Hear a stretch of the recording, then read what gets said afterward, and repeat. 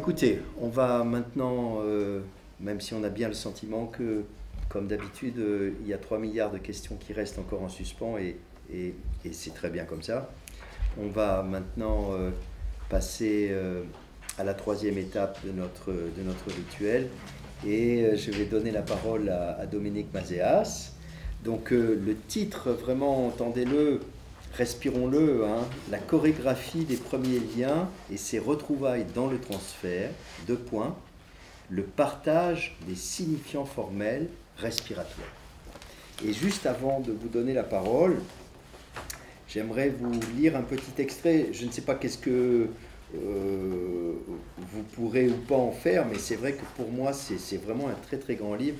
Alors là, sous le sapin, là je crois que vraiment c'est incontournable. C'est un livre de Pascal Quignard qui s'appelle L'origine de la danse.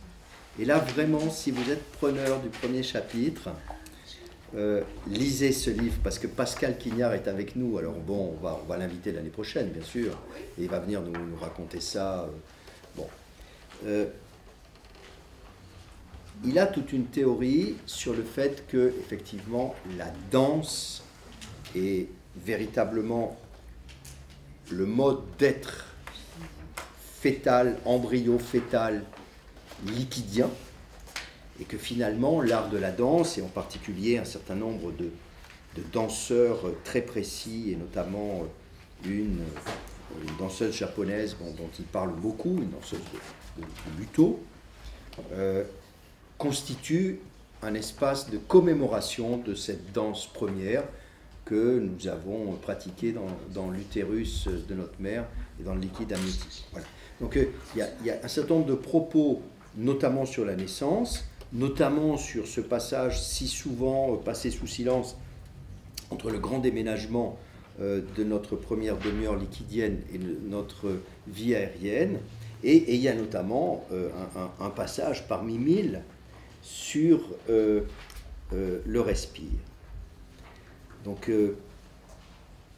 un fœtus vivant et flottant et nageant dans une enveloppe pleine de liquide se transforme en un enfant vivant, brusquement asséché, dans le vent externe, brusquement refroidi, sans langue humaine, lançant dans l'air une floraison de souffles absolument nouveaux, à jamais séparé du corps de sa mère, esselé, corps récent, ému d'un corps ancien, abandonné de lui, allongé sur la terre, mourant s'il ne reçoit aucun secours.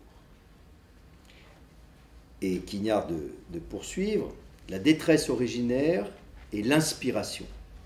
Cette inspiration de l'air a lieu au cours d'une contracture généralisée de l'expulsion d'un monde édénique et aqueux. De même que le père poussait de façon absolue son sexe à l'intérieur de la vulve de la mère, de même la mère pousse de façon absolue de l'intérieur de son sexe vers le monde externe, de même l'enfant surgit de façon, elle aussi, absolue. Bon. Donc, Dominique, maintenant, on est là, on est dans la salle de naissance, mais aussi prêt à aller dans le cabinet de vous recevant des charmants bambins que vous allez accueillir. Je vous en prie. Alors oui, on va parler de chorégraphie, de respiration, mais pour un peu cibler les choses de manière plus globale, je vais vous parler du périnatal à partir de la psychothérapie avec les enfants et à partir des enfants qui présentent un trouble du spectre autistique ou un trouble envahissant du développement, selon comment on l'appelle. Ça part d'un... Alors d'abord, c'est souvent ma clinique, donc je connais un petit peu cette clinique-là, c'est aussi pour ça que j'en parle, mais ça part aussi d'un constat fait par les cliniciens de l'autisme, qui est que le champ du prénatal, du périnatal, éclaire beaucoup les manifestations autistiques qu'on peut réceptionner dans les séances. Alors, c'est peut-être pas tous les cliniciens, mais une bonne partie des cliniciens s'appuient sur les recherches en périnatalité. Avec, en dessous, il y a une hypothèse sous-jacente à ça. Pour le dire un peu simplement, ça serait l'idée que finalement, quand on a des troubles relationnels très précoces, comme dans l'autisme, qu'on a du mal à rencontrer l'autre, eh bien, il va y avoir une tendance qui n'est pas consciente, mais quand même une tendance à retourner à des modalités relationnelles qui sont plus simples, entre guillemets, en tout cas plus immédiates, plus immédiatement physiologiques, immédiatement sensorielles, immédiatement corporelles. Donc il y a cette hypothèse de travail qui a un retour potentiel à des traces prénatales avec comme sous-bassement le fait de pouvoir préserver malgré tout de la relation.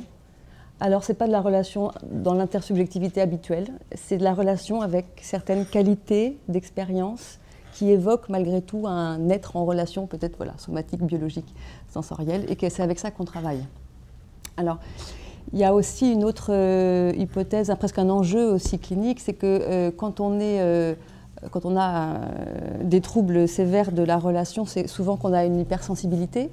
Les enfants autistes, souvent, alors quelle que soit l'origine, je ne m'attarde pas là-dessus, mais il y a une hypersensibilité chez ces enfants-là. Et du coup, il y a aussi beaucoup de risques de traverser des vécus traumatiques très précocement. Des troubles autistiques sévissent dès le début de la vie. Et souvent, dans le trauma, pour réparer, quelque part, l'expérience de morcellement qui va avec le trauma, on essaye de recontacter des expériences antérieures, moins douloureuses, pour pouvoir un peu réharmoniser l'expérience vécue. Et quand le trauma est très très très précoce, est-ce qu'il n'y aurait pas un enjeu dans le fait de pouvoir recontacter et partager des traces prénatales pour retrouver une continuité d'existence qu'on ancre dans le prénatal et qui permet de réparer des traumas périnataux, on va dire. Alors, bon, moi je suis psychothérapeute d'orientation analytique, du coup la question c'est toujours aussi comment on pense ces traces prénatales d'un point de vue psychanalytique, métapsychologique. Il y a plusieurs pistes. Je parlais de Simone Sauce, elle parle à propos du prénatal, de pensées qui attendent un penseur pour les penser. C'est dans un vocable bionien, l'idée qu'il y a des traces qui attendent un penseur. On peut prendre d'autres pistes, notamment du côté de la persistance de réflexes. De réflexes toniques, de réflexes corporels. C'est une hypothèse qui est beaucoup travaillée par Chantal Leroux-Davids, auprès de qui je me suis formée. Donc avec cette idée que quand on n'arrive pas à rencontrer l'autre de manière suffisamment... qu'on n'arrive pas à digérer les effets de la relation et à profiter de ce que l'autre nous apporte, mais on va continuer de s'organiser avec les moyens du bord, présents à la base. Et ces moyens du bord-là, ils sont de l'ordre du réflexe. Et que peut-être un certain nombre de manifestations autistiques qui sont des stéréotypies, qu'on appelle des stéréotypies, sont en fait des grossissements, parce que ça s'accentue au fil du temps, mais de réflexes qu'on trouve tout à fait couramment chez le bébé, et qui constituent une forme d'expressivité. Il faut faire ce pari-là, en tout cas, c'est un a priori qu'on prend, que ça constitue une forme d'expressivité qui reste telle qu'elle tant qu'on ne l'a pas partagée suffisamment pour la transformer, pour aider à ce qu'elle se transforme. Donc on entend aussi, je pense, dans ce que je dis, le sous-bassement des travaux de toute l'équipe de Lyon et de la symbolisation primaire, avec cette idée qu'il faut pouvoir transformer des sensations en émotions, en images et en pensées pour que ça devienne du psychique. Et quand cette rencontre-là, ça se fait par le partage d'affect, quand on a des troubles, une hypersensibilité, qu'on n'arrive pas à profiter de la relation, le partage d'affect, il est entamé, entravé. Et donc du coup, le monde des sensations, la matière première psychique, dit Roussillon, va rester en l'état tel quel, comme en attente que c'est une hypothèse, on dit comme en attente. D'abord, c'est pas adressé, mais s'il y a un thérapeute là qui passe et qui peut imaginer que ça pourrait lui être adressé, à ce moment-là, on enclenche un processus où les choses peuvent se transformer.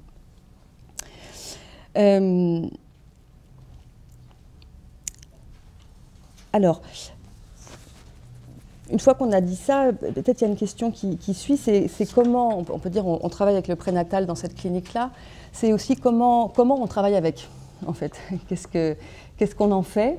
Alors ça a deux versants, cette question, c'est comment on le repère, et puis comment on le rêve aussi. Vous parliez de rêverie, ça c'est important. Alors, je vais d'abord parler de comment on le repère.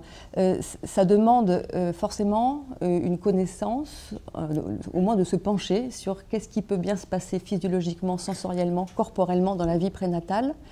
ça veut dire que ça demande un contact avec des disciplines qui ne sont pas les plus habituelles pour l'analyste dans son cabinet.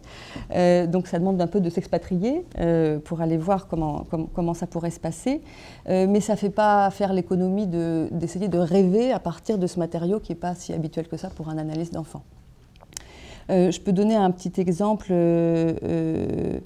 notamment à partir des travaux de Bullinger, qui sont quand même pas si difficiles que ça à rêver, parce que c'est assez proche de la vie psychique. Il psychise un petit peu ses observations, Bullinger, notamment dans son travail en articulation avec Geneviève Hague. Mais malgré tout, je ne sais pas si vous êtes familier des travaux de Bullinger un petit peu. Pas beaucoup, oui. Je pense que c'est un peu. bigarré. C'est bigarré. À la fois, il y a des gens qui connaissent ça sur le bout des doigts, d'autres qui connaissent un peu et d'autres qui ne connaissent pas du tout. D'accord. Donc, voilà. Alors, Bullinger, c'est un psychologue du développement, donc il a beaucoup travaillé sur la manière dont l'enfant va pouvoir s'approprier son organisme. Il parle d'organisme au démarrage. L'organisme du bébé est un objet du monde environnant, comme il y a aussi d'autres objets à l'extérieur. Il va falloir que le bébé intègre ces différents ressentis au niveau de son organisme, que ce soit pris dans le dialogue corporel et émotionnel avec l'autre, pour qu'il puisse petit à petit finir par se sentir comme possesseur d'un corps. Il passe de l'organisme au corps. Mais dans sa description, il en parle beaucoup d'un point de vue justement très corporel. Il parle de flux sensoriel, il parle de construction d'appui, de recherche d'équilibre, de construction d'espaces successifs. C'est pas d'emblée du matériau psychique. C'est pas d'emblée associable à des fantasmes. Et je trouve qu'un exemple assez éclairant, en tout cas pour moi, c'est celui qui concerne le tonus pneumatique, qu'on connaît de mieux en mieux, enfin qu'on repère de mieux en mieux. Le tonus pneumatique, c'est cette manière qu'a le bébé, juste après la naissance, de se mettre en apnée. Pierre Delion en avait parlé il y a un an ici, pour s'agripper, pour créer une sensation d'axe vertical, pour s'auto-agripper à une sensation, et ça lui permet de se tenir un petit peu, ce bébé qui est écrasé par ailleurs par la pesanteur. En deux mots, la pesanteur. Voilà. Alors, ces mécanismes d'apnée-là, on les repère très souvent en clinique de l'autisme. Beaucoup d'enfants autistes sont en tonus pneumatique très fréquemment. On pourrait imaginer qu'ils ont donc gardé ça de leur vie de bébé. Par contre, ce qui est étonnant, c'est la manière dont souvent on arrive à repérer ça, c'est-à-dire que les équipes repèrent, hop, tonus pneumatique, elles peuvent repérer, en tant que soignant aussi, on peut repérer l'évolution du tonus pneumatique. Mais très rarement, on arrive à le corréler à un vécu émotionnel. Et c'est étonnant parce que finalement, Bullinger le dit, Daniel Stern le dit beaucoup, dès qu'on a une variation d'émotion, il y a une variation respiratoire. Et inversement, quand le mouvement respiratoire varie, ça peut créer des émotions, des fois soudaines. Ça, c'est les chanteurs qui racontent ça, que quand ils travaillent sur leur colonne d'air, ils sont pris de rire incoercible. Voilà. Donc il y a vraiment une communication très directe entre le respiratoire et l'émotionnel. Et pourtant, ça reste difficile de passer d'un registre à l'autre. Alors peut-être que globalement c'est toujours un peu difficile de changer de registre, c'est encore pire dans la clinique de l'autisme, puisqu'il y a dans les défenses autistiques une force de dispersion psychique, une tendance au clivage qui fait qu'on a du mal, en tant que soignant, on est imprégné par ces mécanismes de défense-là, et avec ces enfants-là, on a encore plus de mal à faire du lien entre les différents registres. C'est-à-dire on peut tout à fait connaître la manière dont un enfant autiste est sensible au niveau sensoriel, comment il perçoit, on peut savoir aussi par ailleurs comment il construit son image du corps, le plus fréquemment, disons. On peut être au courant de la particularité de ses processus de pensée, et très souvent, ce qui pose problème, c'est de passer d'un registre à l'autre, d'harmoniser ces différents éléments pour construire une histoire avec le patient. On devient spécialiste d'une chose, un peu comme eux. Donc du coup, en ce sens-là, cette clinique de l'autisme, c'est un entraînement intensif pour apprendre à articuler les différents registres. Ça nous invite comme ça à modéliser, à réfléchir de quelle manière on peut restaurer une rêverie à partir de choses à l'origine qui ne sont pas forcément tout à fait psychiques. Alors, peut-être pour ceux qui aussi n'ont pas de clinique de l'autisme et pour pas que ce soit trop dans la théorie, ce que je raconte, je vais vous donner des exemples un petit peu de ce que j'appelle des traces prénatales dans la clinique de l'autisme. Qu'est-ce qu'on observe, qu'on peut relier au prénatal ? j'ai essayé plus ou moins de garder un point de vue un petit peu développemental. Le premier exemple que je vais vous citer, c'est toutes les recherches et toutes les manipulations sensorielles des personnes autistes qui mettent en jeu le phénomène d'une absence de pesanteur. Et vous avez pas mal d'enfants autistes, on s'émerveille parce qu'ils ont des capacités incroyables, ils sont capables de faire tenir une chaise sur une table avec en-dessus un bol sur la chaise et tout tient, et n'importe qui a conscience de la gravité essaye de faire ça, il n'y arrive pas. Alors on peut se dire ce sont des recherches tout à fait, enfin ce sont des particularités autistiques, on peut aussi tout à fait se dire peut-être c'est la réactivation de traces d'un vécu d'apesanteur in utero qui est cherché non consciemment, de manière, dans une forme de sensorialité non consciente, et qui rappelle, entre guillemets, ce n'est pas des souvenirs, mais qui réactive voilà, des traces d'un moment, peut-être, pourquoi pas d'un moment agréable. Alors, c'est des hypothèses qu'on fait comme ça. Parfois, on a des confirmations, ça c'est intéressant, quand on a des confirmations de la part des patients. Je vous donne un exemple avec un petit garçon, un jeune, 9 ans, il avait 9 ans, jeune garçon, qui avait eu des traits très autistiques dans sa petite enfance. Ça s'était beaucoup amendé à l'âge où je le recevais, même s'il gardait des particularités quand même. Notamment, il avait une très grande difficulté à bouger dans l'espace. Il était collé au fond de son siège, en appui dos. Il pouvait pas, vraiment, il avait beaucoup de mal à bouger. Même sortir le bras de l'espace du bureau, c'était difficile. Bon. Et la chose la mise en mouvement par laquelle il est passé en premier, c'est quand même le fait de tendre le bras pour aller chercher du matériel de jeu dans la maison de poupée qui était à côté de lui. Et il a pris le mobilier, il a essayé d'assembler ça dans une espèce de tour qui était improbable et qui effectivement est tombée. Puis il a réfléchi un peu, il a changé la donne, il a mis la baignoire en dessous et puis la table sur la baignoire et puis la chaise sur la table, et finalement, comme il y avait un contenant de fond, ça a pu tenir. Alors, en voyant cet équilibre fragile, quand même, ça venait de se casser la figure, donc je regardais, bon, et j'ai pensé à l'équilibre, j'ai eu l'image du fœtus qui est dans le liquide amniotique, qui n'est pas trop gros et qui n'est pas encore au contact du muscle utérin trop souvent, et qui est dans cet équilibre-là. Je lui ai rien dit de ça à ce jeune garçon, mais juste après, hop, il a posé le mobilier, il a pris un petit ballon en mousse qui était à disposition, il l'a mis sous son t-shirt, et il m'a dit « Maman, quand j'étais dans son ventre ». Voilà, alors là c'est assez agréable de se dire, bon, peut-être qu'on avait tiré le bon fil. Je ne lui ai pas évidemment dit de quoi je... Comment ? Dans la pensée. Dans la pensée, oui, on s'était rencontrés quelque part là. Hein,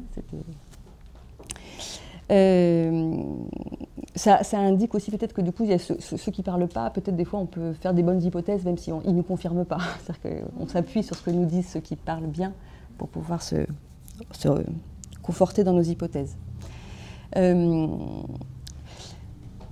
Ça, c'est ce qui me semble parmi les manifestations les plus archaïques. Une autre très connue, qui est très précoce aussi, c'est l'extension arrière que Bullinger décrit comme le premier mode de communication du fœtus in utero. C'est-à-dire qu'il ne bouge pas tellement tant que ça quand même, ce fœtus, mais il peut se jeter en arrière, faire une extension arrière, et il est immédiatement réenroulé par le muscle utérin, et que donc une première forme du dialogue avec l'environnement, c'est l'extension réenroulement. Hein. Ça, c'est des choses qu'on retrouve en clinique, tout à fait, de l'enfant à l'âge adulte. Vous avez des adultes autistes qui se projettent en arrière à certains moments, à la recherche de quelque... Alors voilà, je dis à la recherche de quelque chose. Après, ça change le regard d'avoir ces éléments prénataux, parce que soit on dit il refuse, comme le bébé qui ne veut pas rentrer dans la poussette et qui se cabre en arrière, on se dit c'est un refus de quelque chose, soit c'est un appel, ce qui n'a pas la même... Ça détermine la réponse, enfin la proposition qu'on va faire en retour. Hein. Et... Parce que cette extension... Pardon, attendez, j'ai perdu le micro, je bine trop. Parce que l'extension arrière peut être un peu comme ce que cherche le fœtus, une tentative de retrouver un réenroulement. Voyez, et ce serait un appel, bien sûr, dans le cadre d'une détresse émotionnelle, mais qui se traduirait au niveau corporel, en souvenir de ce qui se passait avant, je dis en souvenir avec un peu d'abus, hein, mais sous forme de réflexe, en tout cas de reviviscence de réflexes peut-être prénataux. Et finalement, ce mouvement de jeter en arrière ne serait pas un refus de la relation, ni de ce qu'on lui propose. Ce serait une manière de demander, entre guillemets, on pourrait faire cet a priori, une manière de demander un appui d'arrière-plan, qu'on l'aide à retrouver une contenance. Bullinger nous dit bien que quand le bébé est enroulé, c'est à ce moment-là qu'il se sent contenu. Et le bébé, il peut trouver ça dans le portage. Bien sûr, il trouve ça dans le portage psychique, dans le partage émotionnel avec l'adulte. Donc il trouve ça de deux manières. Chez les enfants autistes qui ne profitent pas beaucoup de la relation parce qu'ils sont très isolés, peut-être que ces demandes de réconfort, elles passent d'abord au niveau corporel. Et si on passe à côté, on perd des occasions de rencontre. En fait, c'est tout à fait ça. Alors, ça veut dire aussi que, parce qu'il y a des enfants qui se projettent, ou des adultes qui se projettent en arrière contre des murs, des fois c'est contre les soignants. Alors ça veut dire qu'il faut que le soignant puisse s'identifier à un muscle utérin, par exemple. Ce qui n'est pas toujours évident. ça peut se travailler. En tout cas, on récupère un peu de relation de cette manière-là. Je ne sais pas si c'est plus... Voilà.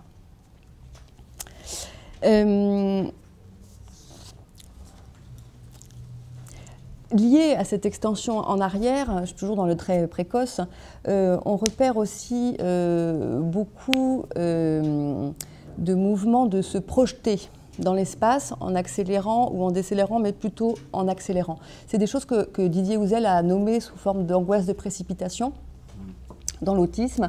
C'est-à-dire que vous avez des enfants autistes qui sans doute éprouvent des phénomènes d'accélération comme ça de l'expérience, mais qui le traduisent aussi corporellement et qui peuvent tout à fait se déplacer à toute vitesse tout d'un coup dans l'espace jusqu'à rencontrer un point d'appui, un bord qui va les stopper. Alors, classiquement, dans ces cas-là, toujours si on suit la ligne de Bullinger, il y a l'hypothèse qu'il y a une difficulté à appréhender l'espace, la posture du corps dans l'espace, et que, alors ça c'est lié à différentes perturbations sur lesquelles je vais revenir, mais que peut-être du coup cette manière de se précipiter jusqu'à rencontrer un bord peut tout à fait appartenir au champ aussi des réflexes prénataux. Ce que dit Bullinger, c'est que in utero, le fœtus sent les accélérations et les décélérations. Il ne sent pas tellement beaucoup d'autres choses, il sent un peu les angles, mais accélération, décélération, oui. Alors, voilà, hypothèse de travail avec lesquelles font les cliniciens, c'est cette manière de se projeter, d'accélérer le rythme de l'expérience, pourrait peut-être être en mémoire d'un moment de la vie où finalement c'était accélération-décélération qui était prégnante. Voilà. Et ça, tout ça dure tant qu'il n'y a pas la construction, la perception de l'espace qui s'est installée. Alors pour se repérer dans l'espace, il faut avoir accès au visuel. Dans l'autisme, le visuel, ça pose problème. Hein. C'est l'évitement du regard, c'est un des premiers signes autistiques. Et c'est par le regard qu'on arrive à évaluer la profondeur de l'espace, par le regard en face, focal.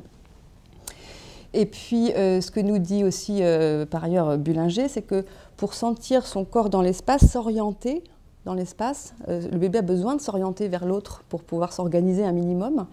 Il faut deux choses, il faut avoir un système vestibulaire intact, voilà, qui peut fonctionner, et puis il faut aussi pouvoir le coordonner avec ce qu'il appelle la proprioception, c'est-à-dire le fait de sentir le mouvement de son corps dans l'espace. Donc il faut coordonner ça, les informations vestibulaires, et puis les informations proprioceptives, celles qui viennent de nos mouvements dans l'espace. Et typiquement dans l'autisme, cette coordination, elle se fait très difficilement. Alors, ce que dit Bullinger, c'est que quand les enfants ont des difficultés de coordination comme ça entre le vestibulaire et puis le proprioceptif, très souvent ils bougent. Ils ne trouvent pas d'appui, ils coulent, ils ont du mal à s'orienter corporellement, voilà, dans l'espace. Et ce que dit Bullinger, une chose toute simple, il dit, dans ce moment-là, on peut proposer un appui du bébé, le prendre comme un petit paquet, il dit, et donc vraiment lui proposer un réenroulement qui le contient, mais qui fait aussi sentir la respiration de l'adulte, au contact, quand on serre un petit peu un bébé, ce qui a pour effet d'aider le bébé à sentir à la fois son corps en mouvement, les appuis contre l'autre, et ça renforce, disons, les coordinations entre les différentes sensorialités qui lui arrivent. Alors c'est bien pour le bébé, pour l'adulte c'est difficile. On ne peut pas forcément prendre l'adulte en petit paquet et lui faire sentir sa respiration. Par contre, face à toutes ces difficultés-là, on a quelque chose qui est intéressant, qui s'appelle les médiations aériennes ou respiratoires, toutes les médiations dans le champ du soin qui impliquent un ventilateur, de quoi souffler, de quoi jouer avec cette rythmicité respiratoire. On pourrait, comme ça c'est des choses de spécialistes un petit peu, mais en fait on peut parier sur le fait que ça aide la personne non seulement à sentir son corps dans l'espace, mais aussi à intégrer les données spatiales qui l'entourent, et ça l'aide aussi à s'orienter, à se repérer. Bullinger dit moi je l'avais vu, ça se voit en clinique aussi, c'est ça qui est intéressant, c'est que quand on quitte l'apnée, quand on récupère un mouvement respiratoire régulier chez les enfants autistes, ça renforce la capacité d'échanger les regards. Ça soutient. C'est comme s'il y avait une modalité sensorielle qui s'étayait sur une autre. Vous voyez ? Il y a des enfants qui récupèrent une fluidité respiratoire et qui osent plus facilement affronter le regard en direct à ce moment-là.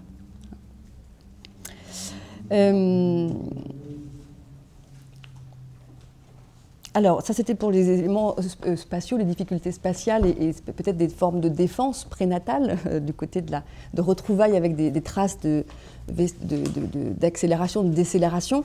Une autre trace prénatale avec laquelle on travaille beaucoup en psychothérapie, c'est des travaux, là pour le coup sans doute très connus, qui concernent la rythmicité et les aspects sonores de l'expérience. Je crois que Suzanne Maiello est venue dans votre séminaire. Les travaux de Suzanne Maiello montrent bien combien la réceptivité au son, d'abord aux vibrations, à la rythmicité cardiaque, et puis ensuite aux aspects sonores de l'expérience imprègne le vécu du fœtus.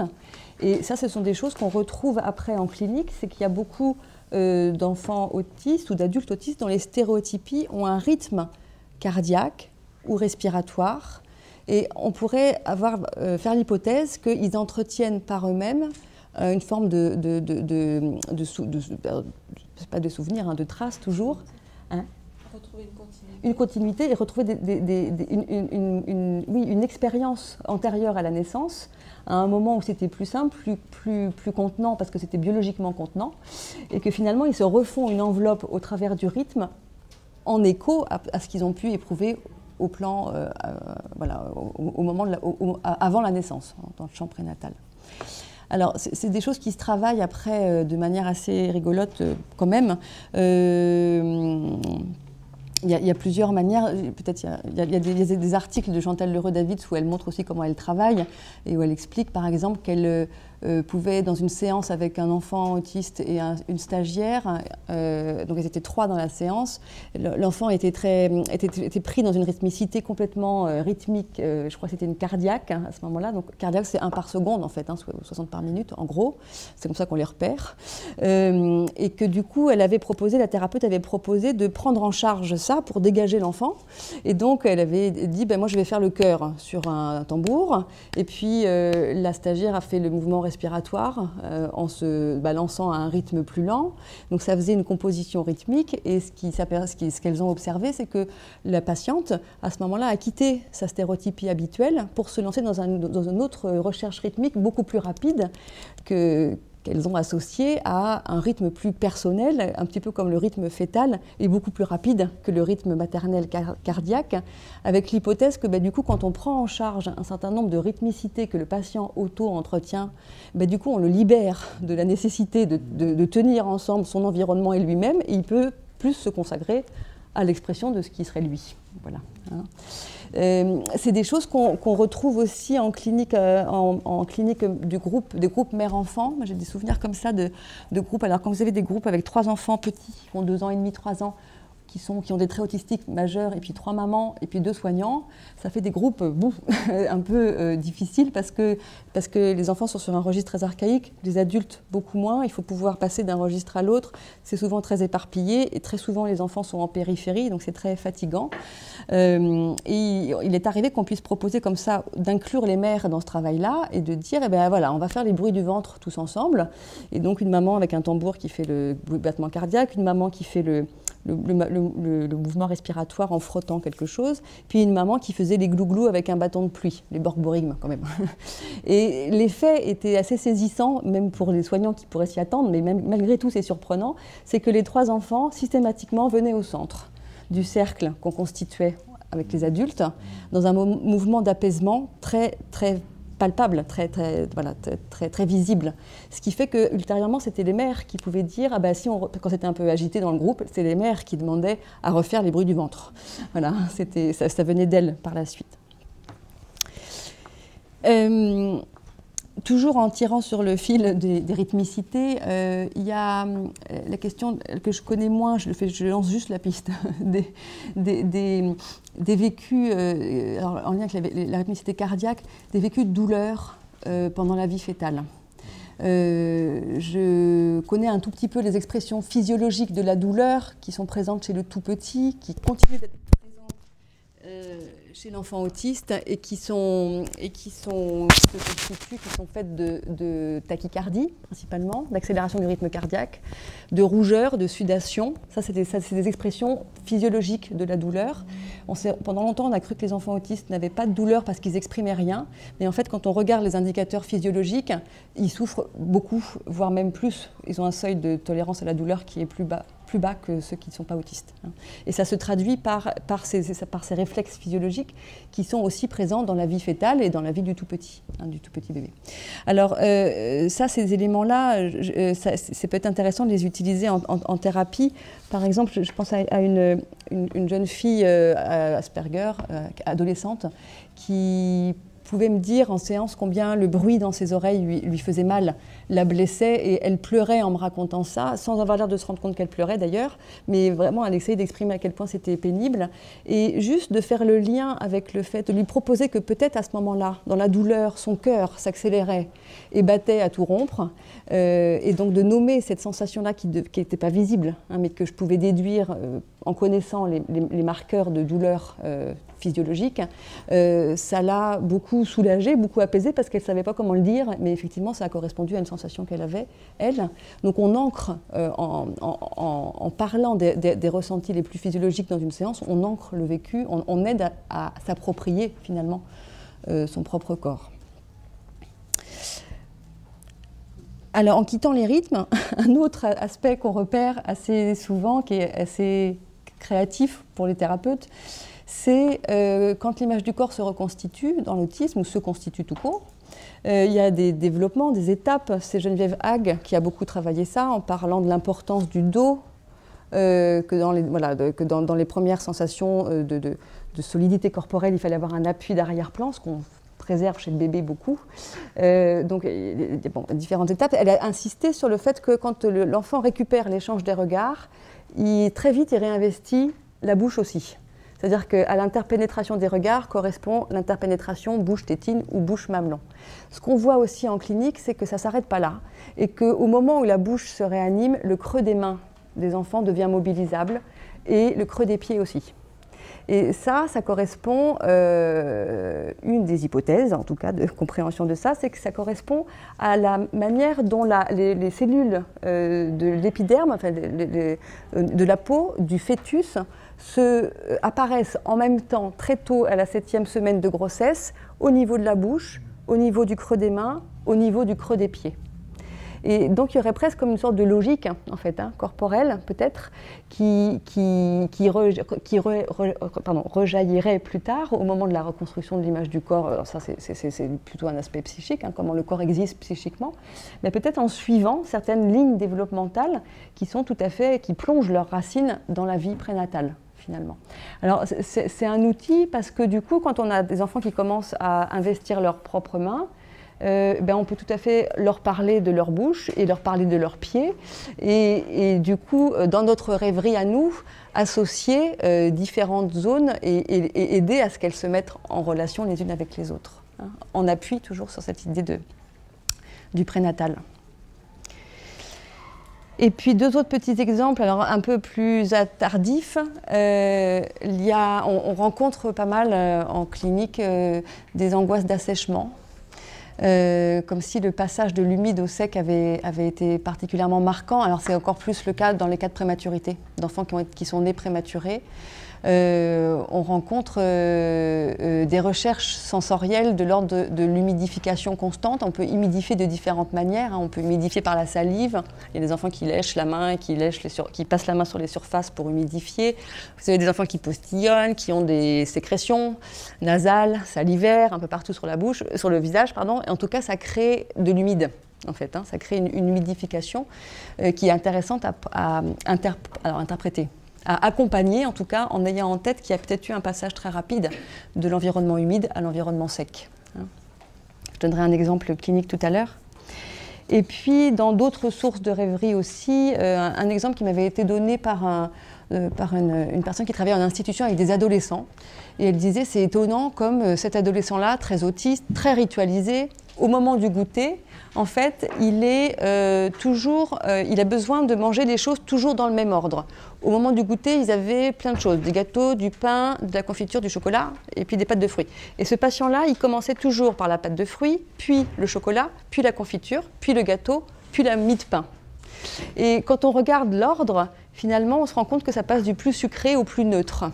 Et c'est étonnamment en écho avec la différence, la variation de constitution du lait maternel, et non pas maternisé parce que lui il ne bouge pas, mais du lait maternel, qui est au démarrage plus dense, plus sucré, et qui petit à petit devient un peu plus neutre. Alors, bon, ce sont des pistes comme ça de rêverie. Ce qui compte, c'est que du coup, le rituel n'est pas juste un rituel autistique, comme on peut des fois accueillir ça en institution. C'est normal, les autistes, ils ont des rituels. Oui, c'est vrai. Mais peut-être que les rituels s'enracinent, comme vous disiez, dans une histoire et peuvent se contextualiser et peuvent prendre un sens, en tout cas plus facilement partageable. Ce qui compte, ce n'est pas de toucher la vérité, mais c'est de pouvoir trouver quelque chose qui se partage, qui prend sens et qui soit accueilli. Donc le prénatal nous aide à accueillir ces manifestations très archaïques. On l'utilise tout le temps. Il y a aussi peut-être un mouvement inverse dont j'aurais bien voulu parler avec vous, qui est la manière dont des fois en séance avec des enfants déjà un peu grands, on en vient à revisiter des choses qui se sont passées au tout début de la vie. Mais je vous donne un exemple qui vient de la kiné respiratoire. Peut-être c'est très familier pour vous, vous avez peut-être déjà travaillé toutes ces questions-là de kiné respiratoire. Moi j'ai été amenée à m'y intéresser à partir de la séance avec des grands enfants. Enfin, quand je dis grand, c'est 7, 8, 9 ans, pas plus du tout des bébés, mais qui avaient tous un petit peu le même type de manipulation dans les séances, principalement avec cette fameuse maison de poupée, où ils organisaient un grand chambardement des pièces en bois à l'intérieur, qui faisait un bruit caractéristique. C'était différents enfants qui faisaient la même chose et qui finissaient par jeter au sol le mobilier avec force, au point qu'au bout d'un moment, j'en ai parlé aussi dans des groupes de travail, des supervisions, des choses comme ça, et puis est arrivée l'idée alors je savais par ailleurs qu'ils avaient tous eu des troubles ORL et qu'ils avaient tous eu de la kinésithérapie respiratoire dans leur enfance. Et donc du coup, l'idée est-ce que ça pourrait être une trace de ce type de vécu-là, c'est-à-dire un moment où on a pu craindre que sous la pression qui est exercée sur le corps, avec l'expectoration des contenus du corps, et bien finalement le corps aussi soit embarqué avec. Cette question elle était venue parce que j'avais un des patients qui lui faisait un chambardement, jetait tout par terre et après il veillait à reconnaître les pièces en l'absence du mobilier. Donc reconnaître la cuisine sans l'évier, reconnaître le salon sans le canapé, donc vraiment la structure encadrante, les contours, il fallait qu'il s'assure du contenant alors que les contenus avaient été évacués. Voilà. Ce qui fait que, du coup, j'ai fait le mouvement inverse de ce que j'écrivais tout à l'heure. Je suis allée voir du côté des bébés et observer la kinésithérapie respiratoire en libéral chez un kiné, ce qui n'était pas une mince affaire. Il y a une personne très sympathique qui m'a ouvert ses portes un jour de garde, donc j'ai vu 11 bébés en très peu de temps, donc peu de temps passé auprès des bébés à chaque fois. Et du coup, il y a des choses très intéressantes qui apparaissent. Vous connaissez le principe de la kiné respiratoire, non, pas forcément. Ça vise à aider le bébé à expectorer pour qu'il puisse s'alimenter. Parce que quand il est encombré, du coup, il ne mange plus, il faut qu'il puisse continuer à manger pour guérir. Alors, il y a plusieurs techniques. Moi, j'ai vu une technique un peu traditionnelle, je pense, où le bébé donc, est à plat dos et le kiné appuie sur le bas-ventre et sur la cage thoracique au moment où il expire. Donc, il se sert du mouvement respiratoire du bébé pour compresser avec, il me disait, une compression qui a la force d'une contraction d'accouchement. Donc c'est fort. C'était son, je n'ai pas mesuré moi, mais c'était ce que lui m'avait dit. Et que donc du coup, le bébé vraiment est pris dans un mouvement où les glaires remontent. Il ne faut pas qu'il les avale, il ne faut pas qu'elles retombent. Du coup, ensuite, il y a des points de compression. Donc avec sa main, le kiné compresse à ce niveau-là et au niveau du dessous de la mâchoire. Ce qui a un double effet, ça fait sortir les glaires, mais ça fait aussi sortir la langue, qui est coincée, qui se met en cuillère, et c'est les moments de détresse les plus forts, il m'a semblé, chez le bébé, parce qu'il maîtrisait plus sa langue. Et la langue, c'est quand même un des premiers organes qui permettent l'orientation dans l'espace de la bouche, certes, mais voilà. Donc cette perte de la maîtrise de la langue était visiblement très, très, très, très douloureuse. Alors, j'ai pu observer des bébés de 2 mois et puis des bébés d'1 an et demi qui ne réagissent évidemment pas de la même manière.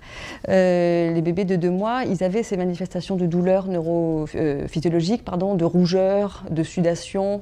Il y avait un des bébés même qui s'est carrément endormi. Enfin, il ne s'est pas réveillé, en fait.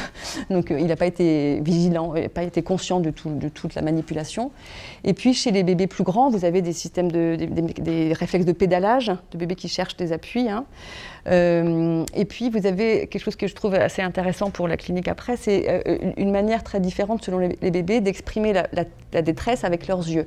Il y avait des bébés qui avaient les yeux qui roulaient dans tous les sens. Face à la pression. Et il y avait aussi des bébés qui avaient, à l'inverse, un regard très focalisé, comme des combattants, vous voyez, qui allaient lutter avec le kiné. Ce qui est intéressant, c'est que du coup, ça détermine aussi l'ajustement du kiné. Et je pense que ça vaut pour n'importe quel service somatique. C'est que quand les bébés avaient les yeux qui roulaient dans tous les sens, le pédalage et les pleurs, le kiné accélérait pour que ça finisse plus vite, parce qu'il sentait bien qu'il y avait une détresse terrible. Mais du coup, en accélérant, il était moins contenant, de fait, parce qu'il allait vite.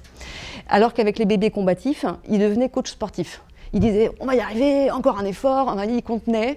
Et du coup, ça avait l'air l'effet avait l'air quand même moins traumatique que pour les bébés qui s'étaient liquéfiés déjà dès le début. C'est des pistes que je trouve intéressantes. Ça, c'est venu de la thérapie avec les grands. Voilà. Et c'est des pistes qui sont intéressantes, je trouve, à développer, ne serait-ce que pour permettre des aménagements, comme des appuis plantaires, pour que les bébés aient des appuis sous les pieds au moment où ils les compressent, pour éviter les phénomènes de pédalage. Comme des appuis visuels, parce qu'il y avait un bébé qui était très content que je sois à sa tête, parce que du coup, il s'agrippait à mon regard, et donc ça permettait de contenir, s'il y a un appui plantaire sous forme d'un coussin, et un appui d'une personne qui est à la tête, peut-être qu'on réduit finalement l'impact, les effets effrayants de ce soin-là, qui pourtant des fois est nécessaire, donc il faut faire quelque chose. Il y avait aussi une maman qui tout de suite m'a dit « Ah ben vous êtes là pour soutenir les parents » en observatrice, donc c'est intéressant à entendre aussi. Voilà.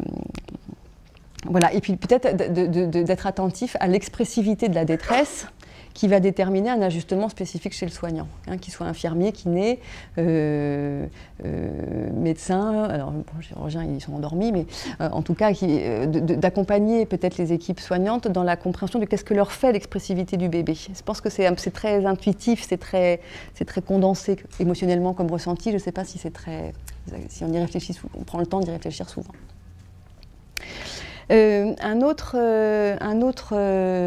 aspect, enfin un autre exemple de mouvement un peu à l'inverse, où je suis partie de la thérapie pour arriver vers les somatisations du tout petit, c'est un exemple qui touche le spasme du sanglot.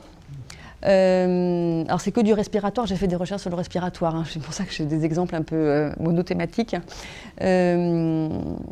Le spasme du sanglot, je m'y suis intéressée. Alors à cette époque, au début, j'avais pas de patients qui avaient vécu des spasmes du sanglot, mais j'avais en thérapie un jeune garçon qui, pareil, 8-9 ans, qui arrivait à jouer, qui avait un passif autistique, mais qui arrivait à jouer et qui mettait des choses en scène de manière assez spécifique. Il avait un petit personnage garçon avec lequel il jouait, et puis moi, il me faisait jouer tout l'environnement. Donc je jouais les parents, le maître d'école, le docteur, la copine, voilà, tout le monde.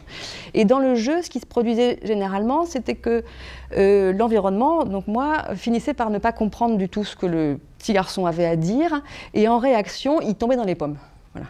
Et il faisait dire à son personnage « Ah, il respire plus, il mange plus, il a plus de corps ». Voilà. Et donc il fallait lui mettre un respirateur, c'était son terme à lui, hein, et le respirateur c'était un stylo qui posait sur son personnage inanimé pour l'aider à respirer pendant le coma. Il n'avait pas eu tellement d'hospitalisation avant, hein. Je ne sais pas d'où il l'avait sorti, mais c'est comme ça que ça se figurait. Et dans l'intervalle, moi, je devais animer tout le monde, appeler le docteur, s'affecter de cette catastrophe qu'on n'avait pas compris le petit garçon. Et puis quand c'était suffisant, il faisait redresser son petit garçon et tout le monde se retrouvait et ça allait beaucoup mieux jusqu'à ce que de nouveau on ne le comprenne plus et qu'il retombe dans les pommes. C'était tellement bien qu'il fallait reprendre, refaire tout le temps. Alors cette alternance-là entre conscience, inconscience, conscience, inconscience m'a évoqué moi la question du spasme du sanglot. Je suis allée chercher un petit peu ce que je pouvais trouver là-dedans. Et en fait, j'ai trouvé plein de choses intéressantes, mais j'ai été aussi assez surprise du fait que le spasme du sanglot, on le repère plus classiquement entre 6 mois et 4 ans, avec une résorption globalement à 6 ans, dans les derniers délais de ce que j'ai... c'est bénin, etc. Mais dans ce qui est dit, je ne sais pas si ça l'est, mais dans ce qui est dit, c'est bénin. Mais ce qui était étonnant pour moi, c'est qu'il y avait finalement pas tellement de variations dans les explications possibles entre un spasme à 6 mois et un spasme à 4 ans. Or, entre 6 mois et 4 ans, il y a un monde. Émotionnellement, pour un bébé, dans son développement psychique, il y a tout un monde. Alors, est-ce que ce serait juste d'interpréter, de mettre du sens à un spasme du sanglot à 6 ans et à 6 mois de la même manière? Et j'ai quand même trouvé aussi des choses beaucoup plus précoces chez Rosine Debray, notamment dans la psychosomatique, où elle décrit des spasmes à 4 jours. Alors là, c'est encore pire. Comment on peut interpréter un spasme à 4 jours de la même manière qu'un spasme à 3 ans? Principalement, ce qui ressortait, c'était l'idée que le spasme du sanglot, que vous connaissez forcément, oui, c'est bon, ouais, c'est bon, ouais, c'est le bébé, il hyperventile dans un moment de crise, il pleure, et il finit par perdre connaissance. Voilà, le monsieur fait bien le spasme du sanglot. Et donc il y a l'idée, Rosine Debray, elle parle de crise d'affect. Et on trouve assez fréquemment l'idée que, d'abord, il y a un cercle vicieux, c'est-à-dire que l'adulte est tellement terrifié qu'ensuite, après, il cède tout au bébé et qu'il y a des bénéfices secondaires, finalement, au spasme du sanglot. Ça, on le trouve assez vite dans les textes. On trouve aussi l'idée qu'il y a un repli, une désertion, en fait, du bébé qui ne peut pas contenir l'intensité émotionnelle et qui, du coup, fait court-circuit, coupe et s'évanouit. Donc il me semblait, moi en tout cas en le disant, qu'il y avait quelque chose de l'ordre du refus, pas maîtrisé, mais pas conscient, mais une forme de refus qui s'exprimait là, avec une image de mort aussi pour les parents. Les parents visualisaient beaucoup un risque de mort. Mais alors du coup, en me disant, mais alors si c'est précoce, si c'est à 1 jour, à 4 jours, si c'est hyper précoce comme ça, est-ce qu'il ne pourrait pas y avoir une autre logique que la logique de l'opposition caractérielle, où là ça demande d'être déjà bien différencié. Est-ce qu'il pourrait y avoir une autre logique? Et quand on regarde physiologiquement ce qui se passe dans le spasme du sanglot, alors je ne suis pas docteur, je parle sous le couvert des docteurs, mais il y aurait, avec l'hyperventilation, la consigne au niveau neurologique envoyée de ralentir les choses, donc un influx nerveux qui serait envoyé au cœur pour qu'il baisse le rythme, que ça ralentisse, et ça ralentit tellement qu'au bout d'un moment ça n'irrigue plus le cerveau et ça crée un malaise vagal. Qui est réversible très rapidement. Ce qui m'a intéressée, moi, là-dedans, c'est le fait que, dans une situation de crise d'affect, finalement, l'événement physiologique, qu'est-ce qui se passe physiologiquement? C'est un ralentissement cardiaque. On coupe la respiration, mais ça passe par un ralentissement cardiaque.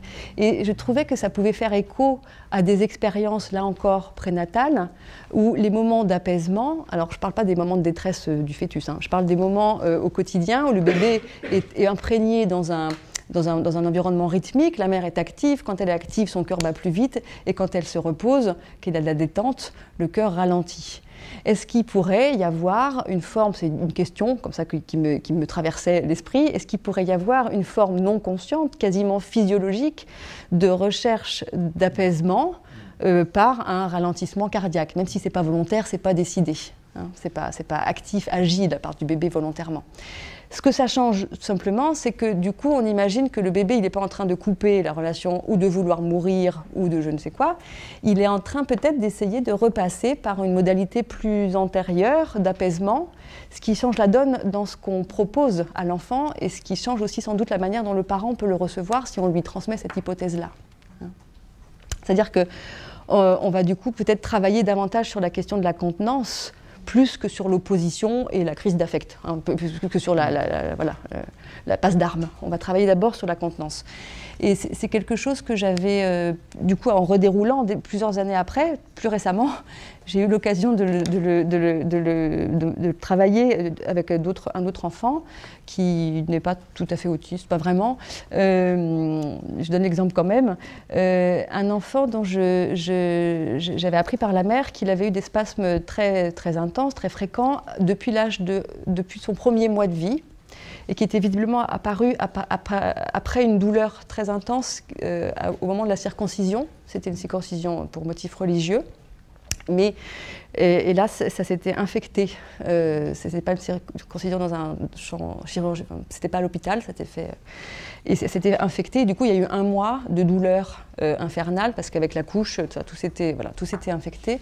Et à ce moment-là, à cette période-là, ce petit garçon a déclenché des spasmes du sanglot qui ont duré quelques années. Alors ça, c'est dans les éléments d'anamnèse que j'avais. Quand sa mère racontait ça, quand l'enfant écoutait, ou même tout simplement quand elle me parlait, sa mère, ce petit garçon qui a 8 ans maintenant, 8-9 ans, il se sert d'un ballon de baudruche systématiquement. C'est-à-dire qu'à chaque début de séance, il gonfle un ballon de baudruche qu'il lâche de manière à ce que, assez habilement, ça arrive ou dans le visage de sa mère, l'air, ou dans le mien. Donc il y a vraiment une poussée d'air qui revient, que, bon, je me disais, ça a l'air d'être en lien avec le manque d'air qu'il y a eu au début. Et puis, ça s'est transformé, cette chose-là, de la manière suivante, c'est que c'est un enfant qui avait besoin de construire son sentiment d'enveloppe et de contenance de manière très, très nette, et on l'a traversé à deux, au travers du bureau, c'est-à-dire que dans le bureau, je m'étais rendu compte, sur le bon conseil d'un enfant autiste que je recevais par ailleurs, je m'étais rendu compte que quand on basculait les 2 fauteuils de thérapie, où normalement les adultes s'assoient, ça faisait une cabane. Et que si on mettait le plaid par-dessus, ça faisait le mur de derrière, et puis comme il y a un paravent aussi, ça pouvait faire la porte. Donc créant ça, j'ai un petit peu soufflé les choses, mais du coup, il pouvait créer une cabane, un contenant, et ce qui était intéressant, c'est qu'à chaque fois qu'il construisait sa cabane, il le faisait comme au ralenti, c'est-à-dire qu'il avait son ballon de baudruche dans la bouche, il marchait très lentement, il allait poser les fauteuils, chercher tout ça, et en même temps, il respirait dans le ballon. C'est-à-dire qu'il faisait... Et j'avais vraiment des images, alors plutôt plus de cosmonautes que de plongeurs. Et c'était étonnant comme il a reconstitué une enveloppe avec ce respiratoire-là qui était continu derrière. Moi, j'étais tentée, alors il se mettait des fois dans la cabane, et puis du coup, à partir de cette idée que dans le spasme, peut-être il y a un défaut de contenance à réparer. Du coup, une fois qu'il était dans la cabane, on pouvait discuter de que lui était dans la cabane était dans le bureau était dans l'immeuble était dans la rue dans la ville, etc., jusqu'à l'univers, ce qui le ravissait, parce qu'il y avait plein d'enveloppes, vous voyez, plein de couches d'oignons, et ce qui lui a permis aussi progressivement de lâcher le ballon. Et actuellement, il n'en a plus besoin, et ça a l'air d'avoir été potentiellement plutôt réparé. Donc, ces exemples-là, pour essayer de vous faire sentir que, du coup, on fait des allers-retours constants, en fait, entre le périnatal et puis la thérapie de l'enfant qui n'est plus du tout un bébé, mais qui l'a été. Et ce que nous présentent les enfants qui sont déjà un peu grands et qui élaborent peut tout à fait enrichir le sens qu'on peut donner à des manifestations somatiques du tout petit. Donc c'est un dialogue très fécond, il me semble, qui est intéressant à entretenir. Alors, je regarde quelle heure il est, ça va un petit peu. Oui, je vais... Jusqu'à 8h15, sans aucun souci, même un peu plus. D'accord. Peut-être je vais passer à une question un peu différente. Enfin, toujours sur ces traces prénatales, je disais comment on les repère. Il va y avoir aussi la question de comment on s'y ajuste. je ne sais pas si vous qui avez de la clinique de la périnate, peut-être vous avez de la clinique de l'adulte, je ne sais pas comment, ça m'intéresserait d'ailleurs de savoir comment vous travaillez les traces prénatales en clinique de l'adulte, parce que dans la thérapie des personnes adultes, il y a des traces du prénatal, comment ça se reprend, comment ça se partage, est-ce que ça s'interprète, est-ce que, moi j'ai souvent l'impression qu'il y a le risque, quand on pointe peut-être une trace prénatale, que ça se passe du côté intellectuel, que intellectuellement on repère, oui d'accord, ça appartient au prénatal, mais ce n'est pas évident à travailler. Alors, dans la clinique de l'autisme, on ne risque pas de passer dans l'intellectualisation parce qu'il faut animer, jouer, donc de toute façon, voilà, on est amené à travailler de cette manière-là. Et du coup, ça m'a amené, moi, à me dire, bon alors comment on s'ajuste dans le transfert quand il y a des traces prénatales et qui apparaissent. Et il me semblait qu'il y avait, on va dire, pour essayer de transmettre et de modéliser un petit peu, peut-être 3 sortes d'ajustements, je dirais.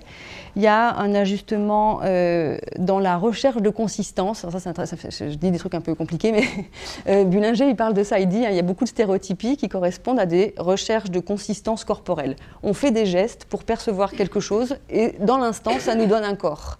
Par contre, ça ne s'inscrit pas psychiquement, donc ça ne laisse pas de traces, donc on ne peut pas arrêter de faire les gestes, parce que si on arrête de faire les gestes, le corps disparaît. L'impression d'avoir un corps disparaît. Il dit qu'il y a des gestes qui donnent de la consistance. Typiquement, les stéréotypies où on se balance, ça donne une sorte de consistance corporelle. Et il y a tout un travail d'ajustement du thérapeute à cette recherche de consistance. Alors ça veut dire qu'on va essayer d'écouter avec notre corps quelle est la consistance les sensations recherchées par le patient.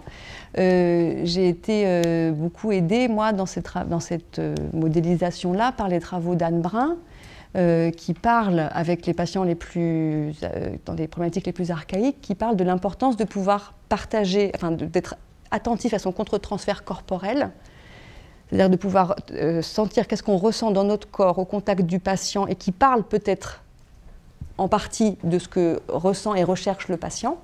Elle dit que ça s'appelle pour elle un partage de signifiants formels.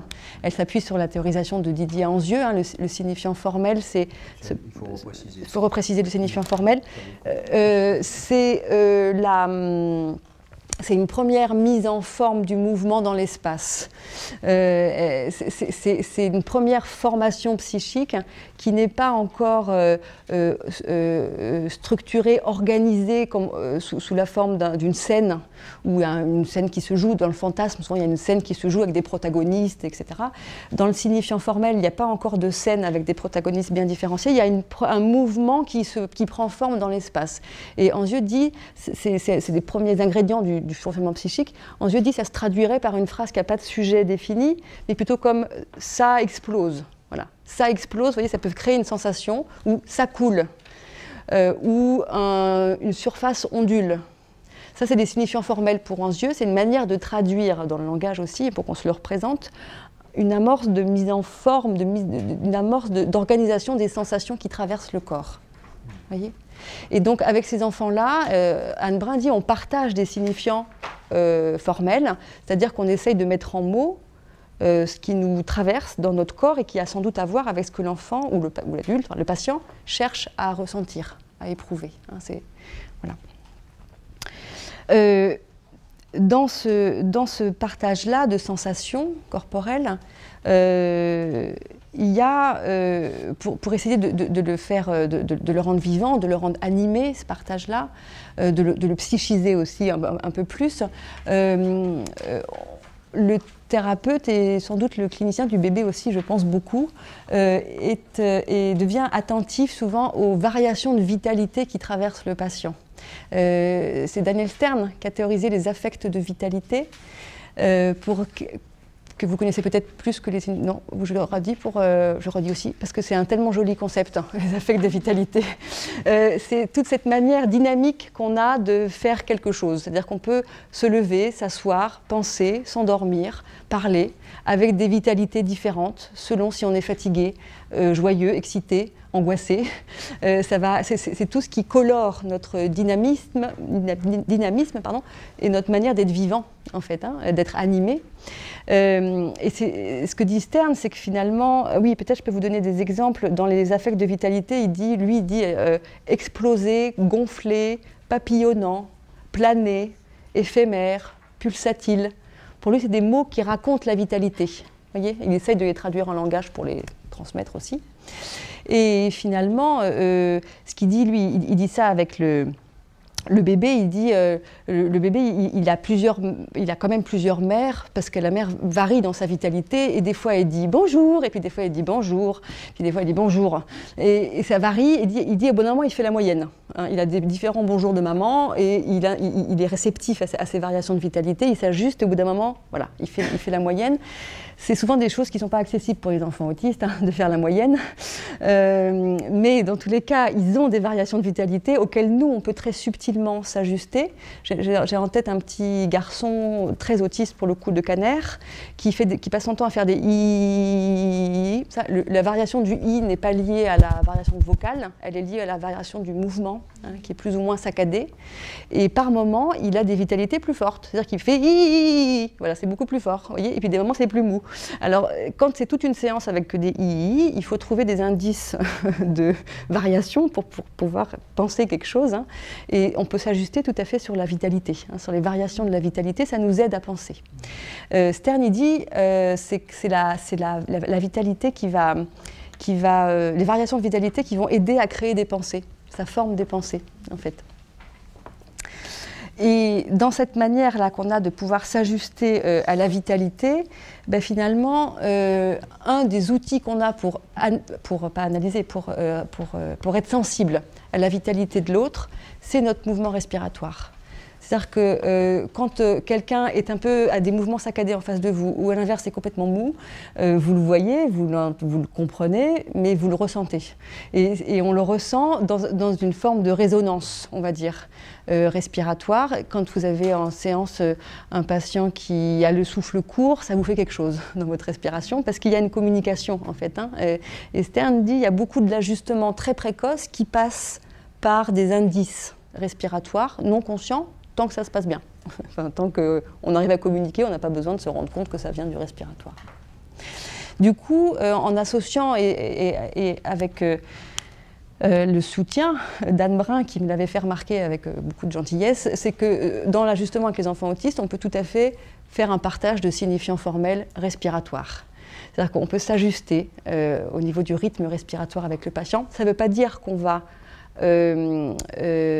respirer à l'unisson du patient. On ne va pas non plus, dans un contexte psychothérapeutique, on ne va pas lui demander de respirer comme nous, ce n'est pas de la rééducation, mais on va se laisser traverser et essayer de laisser émerger les images qui viennent des variations respiratoires qu'on perçoit chez le patient et chez soi, même en miroir. Voilà.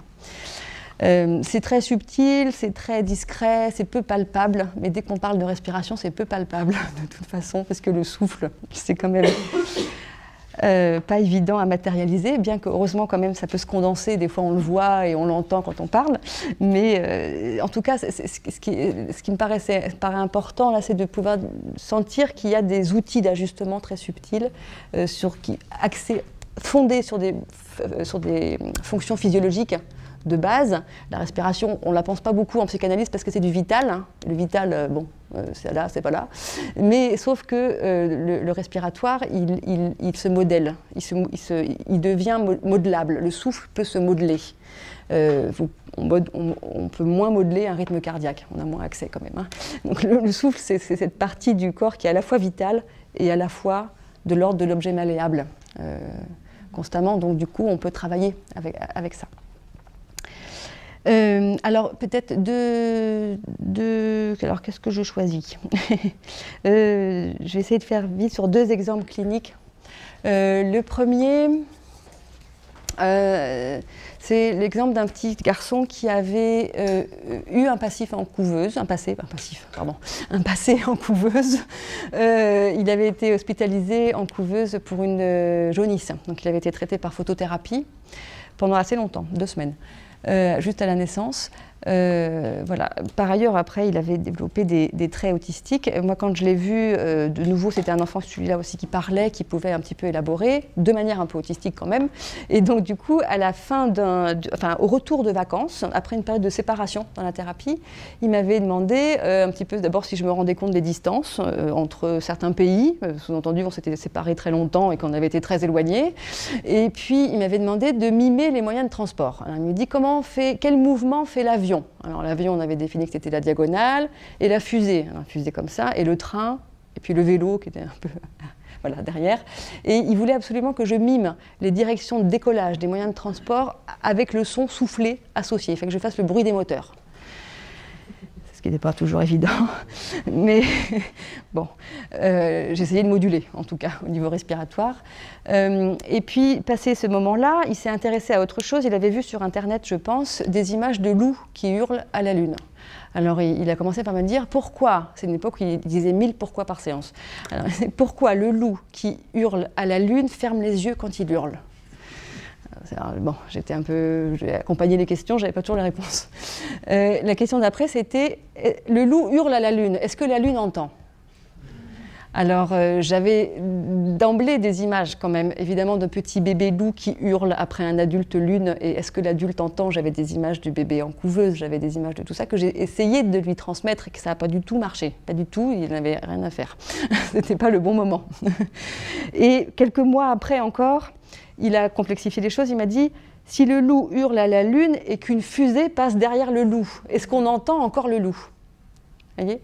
Alors là, il y avait quasiment une scène visuelle à reproduire, en tout cas c'est comme ça que je l'ai perçu, ce bébé loup qui hurle avec l'adulte lune, et puis il y a une soufflerie derrière. Alors qu'est-ce que c'est cette soufflerie ? Est-ce que c'est la soufflerie respiratoire ? Est-ce que c'est la soufflerie de la couveuse ?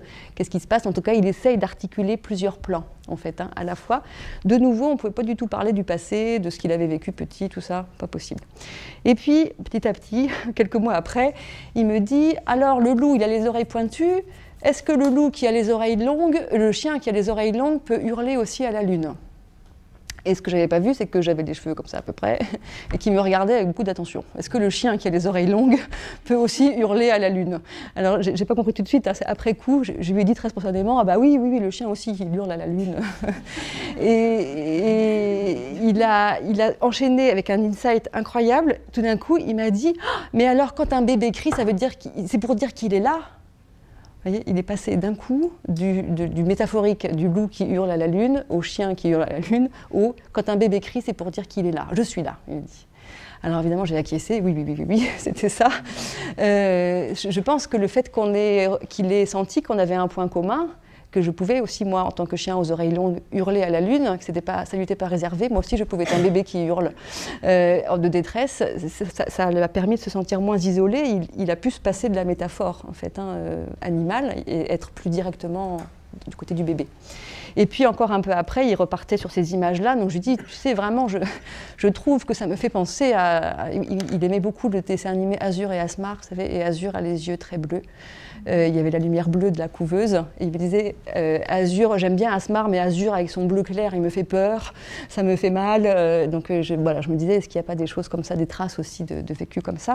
Et donc je lui ai dit, mais quand même, tu me parles beaucoup tu me donnes beaucoup d'images qui me rappellent, qui me font penser à ce que peut-être tu as ressenti quand tu étais petit dans la couveuse, etc.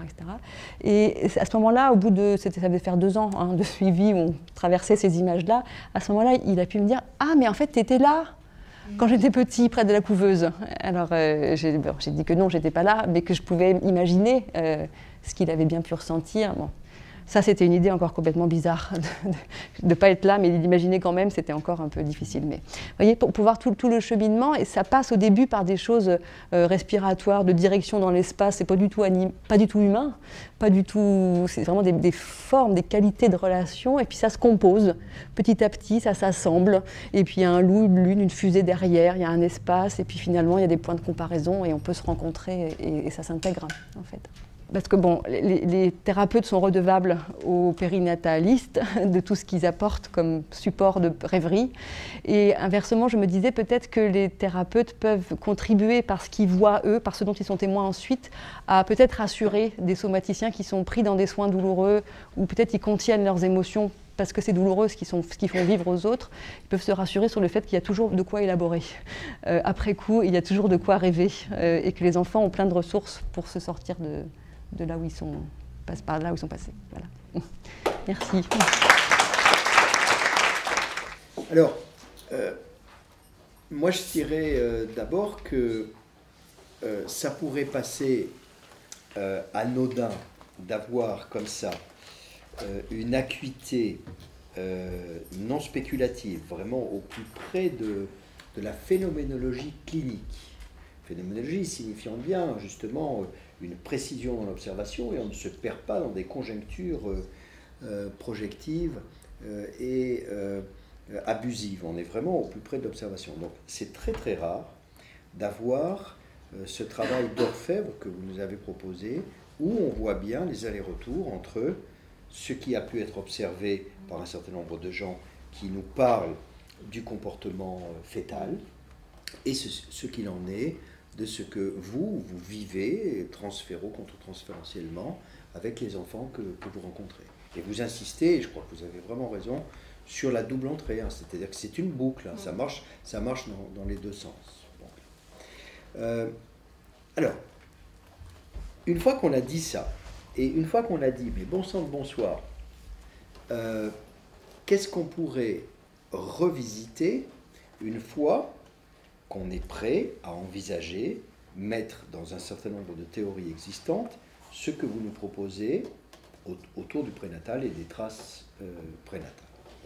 Ben, déjà, moi je crois qu'on peut commencer par, et je l'ai déjà formulé à Houzel, qui a écrit ce livre formidable sur les enveloppes, mais qui pêche quand même, parce que c'est la tradition post-clanienne qui pêche de ce côté-là, qui pêche du côté de l'absence de ce que je crois être la matrice véritable de toute la conceptualisation de la contenance, qui est le muscle utérin. Et cette identification que vous avez à un moment donné, où vous le dites, c'est-à-dire que c'est ça qui est formidable quand on est rigoureux sur l'utilisation du langage, c'est-à-dire que vous dites c'est pas simple pour une thérapeute de s'identifier à un muscle utérin, mais c'est bien de ça dont il s'agit. C'est-à-dire qu'à un moment donné, en termes d'efficacité symbolique, dans ce que vous croyez bon, ce que vous désirez être et faire pour le patient, eh bien c'est une identification au muscle utérin. Donc déjà, on reprend cette notion de contenance, cette notion d'enveloppe, et on se demande, et ça il y a bien quand même un moment où il faut le dire, c'est devenu une spécialité chez moi, sur le pourquoi de cette scotomisation du prénatal. Et là, moi je ne me lasse pas de rappeler quand même ce qu'il en est de la pesanteur de l'interdit de l'inceste, qui est quand même un empêchement de penser au quotidien. C'est-à-dire qu'il ne faut pas être naïf. Si beaucoup de cliniciens ne sont pas allés, et de grands psychanalystes ne sont pas allés de ce côté-là, c'est aussi parce qu'il faut franchir, Aurélie Soulet avec son humour tordant, il faut franchir le col de l'utérus. Et donc, psychiquement, dans sa réalité psychique, il faut, si on ne banalise pas les choses, et qu'on se voit penser, et qu'on voit son ombre penser, il faut franchir le col de l'utérus. Donc, il faut revenir peu ou prou sur ses propres traces, sur ce qu'on pense être ses propres traces, avec tout le travail de l'après-coup. Et donc, cette omerta, cet interdit de penser là de beaucoup de cliniciens, qui manifestement ne vous affecte pas et ne vous inhibe nullement, eh bien, c'est quand même aussi quelque chose qui a un rapport avec une voie de dégagement de l'interdit de l'inceste. Je prends toujours l'exemple en formation ou avec mes étudiants de leur dire, imaginez que nous allons faire un atelier d'écriture et que vous allez associer librement sur votre premier chapitre utérin, eh bien, qu'est-ce que vous pensez qui va se produire? Et c'est vrai que quand on réfléchit vraiment pour de vrai là-dessus, on s'aperçoit que l'atelier d'écriture, il va se distribuer entre fascination et terreur. Mais en tout cas, il ne va pas laisser indifférent. Et qu'on va avoir des gens qui vont être complètement bloqués dans quelque chose qui va être assez redoutable, et puis d'autres qui probablement vont réussir à se faufiler et qui vont associer assez fortement. Bon. Bergeret, Houzer, dans Le fœtus de notre inconscient, ont remarquablement montré de quoi était faite la frilosité des grands psychanalystes à l'égard de ce que vous nous proposez ce soir. Donc on revisite toute la théorie de la contenance, et on l'enrichit de ce que je crois être sa caverne fondamentale, et comment ne pas associer justement sur le texte incroyablement précurseur de Spitz sur la cavité primitive. Bon. Et là, c'est vrai qu'à plusieurs moments, vous l'avez croisé, et j'aimerais en dire un mot. Une citation de Selma Frekberg, dont on a fait nos choux gras avec Nathalie Boige quand on a travaillé le reflux gastro-œsophagien. Selma Frekberg, elle dit, en substance, la citation est dans notre article dans la revue Devenir sur le reflux gastro-œsophagien, elle dit « Les mécanismes de défense physiologique sont les précurseurs des mécanismes de défense psychologique. » Elle le dit. C'est-à-dire que pour elle, il n'y a pas d'ambiguïté. Et c'est là que la théorie de l'étayage, enfin, si on prend le noyau dur de la théorie de l'étayage dans les 3 essais et qu'on l'applique à cela, on retrouve et votre identification au muscle utérin et cette ineptie qu'il y aurait à faire des interprétations verbales et verbeuses en pensée secondarisée de mots, là où il s'agit de traces sensorielles, en jachère, virtuellement symbolisables secondairement bien plus tard. Donc là, vous avez posé la question de qu'est-ce qu'on en ferait avec un enfant, qu'est-ce qu'on en ferait un adulte. Je pense que tomber à bras raccourcis, parce qu'on s'intéresse à la périnatalité, au prénatal, tomber à bras raccourcis sur un adulte qui raconte qu'il est devenu architecte, j'ai eu la chance d'en avoir un pendant des années, et qui raconte pendant des heures pourquoi est-ce qu'il est devenu architecte et pourquoi est-ce qu'il tient à fabriquer des contenants dans lesquels on rentre dedans et où on reste, eh ben, je pense que là, les interprétations sauvages auraient été atomiques et dévastatrices.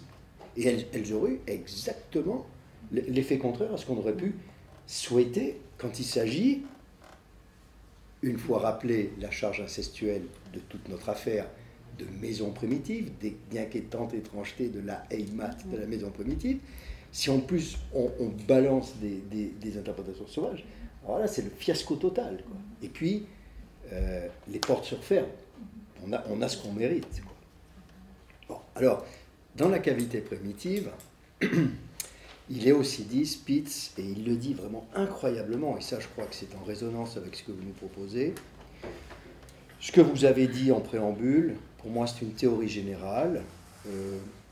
Léon Kressler était vraiment d'accord avec ça, mais Léon Kressler fait partie de ces psychanalystes qui scotomisait assez le prénatal, même si à la fin de sa vie il a parlé de noyau psychosomatique originaire, et qui s'est enfin un peu ouvert au prénatal, mais c'était pas son tempérament spontané, donc le père de la psychanalyse, de la psychosomatique de l'école de Paris, qui habitait à quelques rues d'ici, eh bien, il dit quelque chose comme, et Spitz le dit aussi, eh bien, quand l'humain se retrouve dans une perspective fonctionnelle, face à un obstacle, eh bien, c'est la notion de régression en psychanalyse, il replie. Et il va, et ça les psychosomaticiens en ont fait des tartines là-dessus, et Marty en particulier, ils reviennent à des points de fixation antérieurs. Donc c'est vrai aussi que dans votre affaire, et ça probablement que vous le savez fort bien, il y a toute la question passionnante de régression et point de fixation. Parce que il y a des gens qui ne croient guère au point de fixation, parce que le point de fixation, il est naïf au sens où on imagine, si on prend la métaphore de l'alpiniste et du premier de cordée, que effectivement un point antérieur où on a mis un point de sécurité pour si on décroche, eh bien lui il ne bouge pas, quoi, il ne vieillit pas.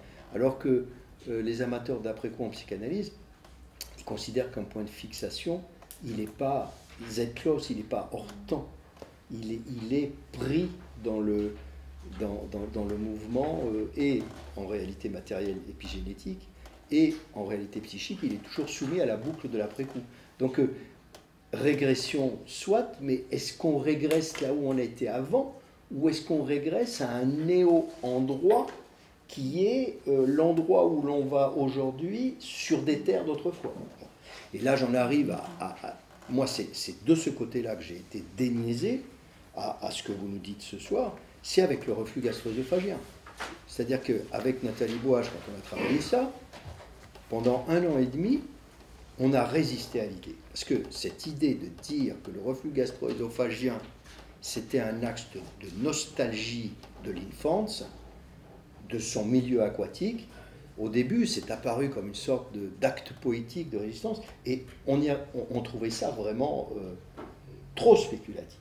Et puis, on a accumulé, ce que vous dites sur le sec et le aqueux, on a accumulé un certain nombre de données quand on ouvre la notion d'anamnèse au premier chapitre, au prénatal, et qu'on écoute bien ce que raconte la maman, le papa, le pédiatre et tant d'autres autour de ce premier chapitre prénatal, eh bien, et qu'on le corrèle avec les bonnes raisons qu'aurait un infant de faire ce que raconte Marty sur régression et point de fixation, on en arrive à ce que vous nous proposez là, c'est-à-dire le reflux gastro-œsophagien comme étant une réappropriation de ce que vous avez évoqué comme mouvement pré-respiratoire, où nous avons tous passé dans le liquide amniotique des heures et des heures à nous entraîner au mouvement respiratoire avec le flux et le reflux du mouvement liquidien.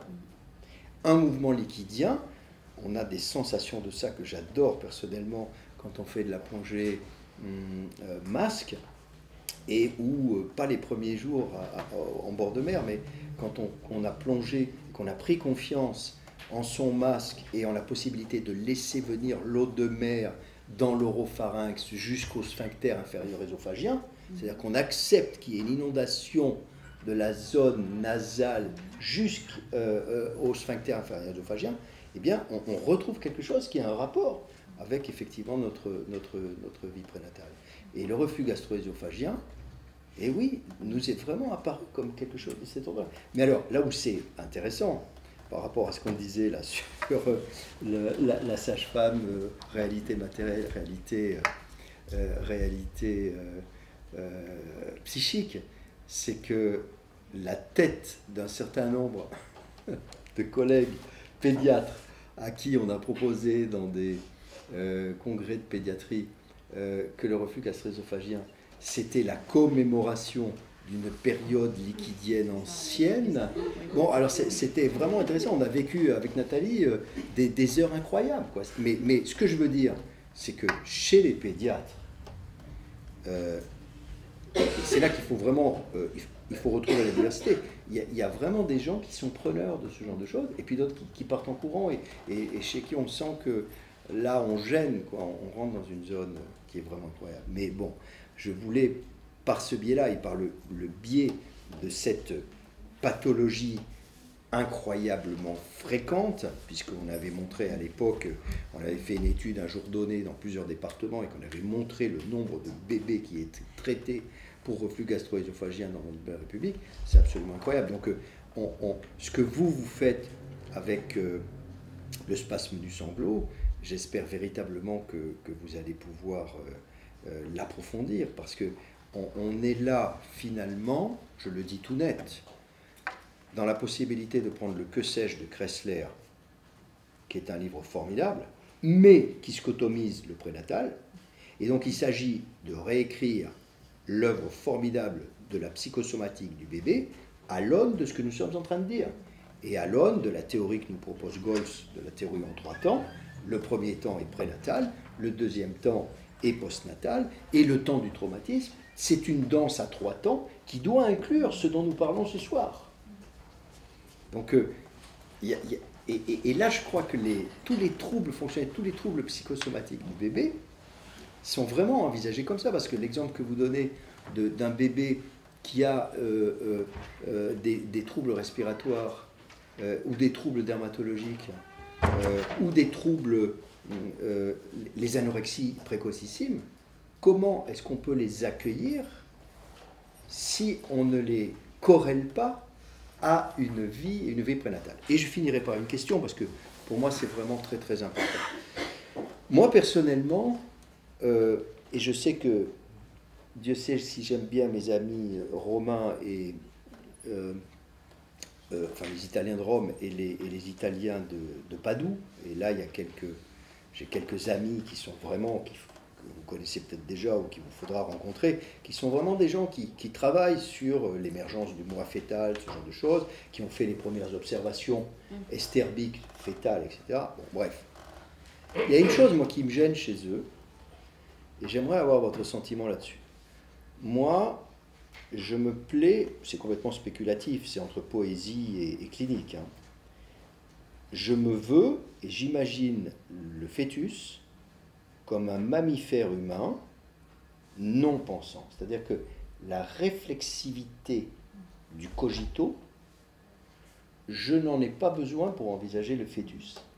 Et je vous pose la question parce que je me demande si l'insistance que vous avez eue à souligner le fait que quand on prend un bébé au plus près de ses mécanismes de défense physiologique, je me demande si ça ne serait pas justement une connerie à ne surtout pas faire, au nom d'une anthropomorphisation, d'une adultomorphisation psychisante trop rapide, qui peut être nimbée de tous les mouvements humanistes. C'est un bébé, c'est un humain virtuel, etc. Mais à vouloir le psychiser trop vite, on va lui proposer un certain nombre de choses, et notamment à l'instar de ce que vous nous évoquez dans les thérapies, qui vont être en décalé. C'est-à-dire qu'on travaillera plus avec le bébé qu'on souhaiterait qu'il soit que le bébé qu'il est vraiment. C'est-à-dire, je crois, et je pense que j'étais comme ça quand j'étais fœtus près de la naissance, c'est-à-dire un mammifère avec des possibilités d'habituation, et c'est dit par quelqu'un qui adore les animaux et qui vit avec depuis sa naissance. Donc c'est dit avec, quand je dis mammifère, c'est avec beaucoup de respect. C'est-à-dire que les rythmes de mes chats et de mes chiens, c'est quelque chose de très important au quotidien pour moi. C'est pas des conneries, c'est vraiment quelque chose de très important. Donc un mammifère avec des capacités d'apprentissage, d'habituation, de la communication, de l'espace, enfin les trois grands blocs que vous nous avez proposés là, au niveau de l'espace, au niveau de la rythmicité et donc du temps, et au niveau des changements environnementaux et de tout ce qui finalement touche à l'enveloppe, ça, je pense qu'il y a moyen d'imaginer une hyper-complexité uniquement avec ça, et qu'il n'y a pas besoin d'y projeter trop vite la psyché. Comment vous réagissez à ça? Spontanément, j'aurais tendance à se projeter une sensibilité chez le mammifère fœtus. Bon, mais de quelle nature, comment elle se manifeste, je ne sais pas. En vous écoutant, on m'a fait la remarque plusieurs fois que je parlais d'expressivité physiologique, ce qui était un truc un peu absurde, mais qui racontait ma manière d'accueillir le physiologique, c'est-à-dire sans être dupe que c'est bien du physiologique, et que il y a des a priori dans la rencontre et on part de l'idée que ça peut faire une expressivité, mais elle n'est pas là d'emblée. C'est-à-dire qu'elle se crée parce qu'il y a une rencontre, en fait, quelque chose comme ça. C'est ce que fait le pédiatre avec le réflexe de la marche, quoi. Hein? Elle se rêve, tout à fait, elle se rêve. Oui. Peut-être, en vous écoutant tous les deux, il y a la question qui m'est remontée, je pense qu'il est la plus fréquente pour moi, qui serait « mais qu'est-ce que ça peut bien vouloir dire ?» C'est une question de fond, en fait, et il n'y a pas forcément la réponse, mais c'est juste qu'il y a une sorte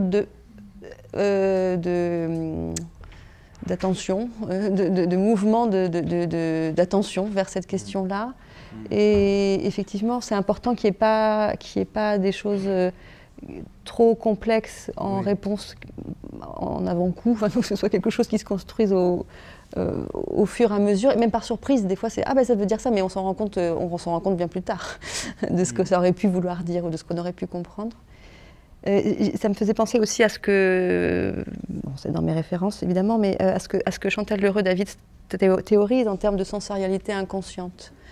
Parce qu'elle a beaucoup parlé de la possibilité comme ça de recherche sensorielle non consciente. Alors est-ce que c'est refoulé, non, peut-être non consciente parce que non perceptible, c'est-à-dire que les stéréotypies des personnes autistes et peut-être certains mouvements du fœtus ne sont pas perçus, elles existent sans être perçues, donc psychiquement elles ne laissent pas de traces forcément. Alors, après on se demande où est-ce qu'on va chercher les traces prénatales, bon, je n'ai pas la réponse.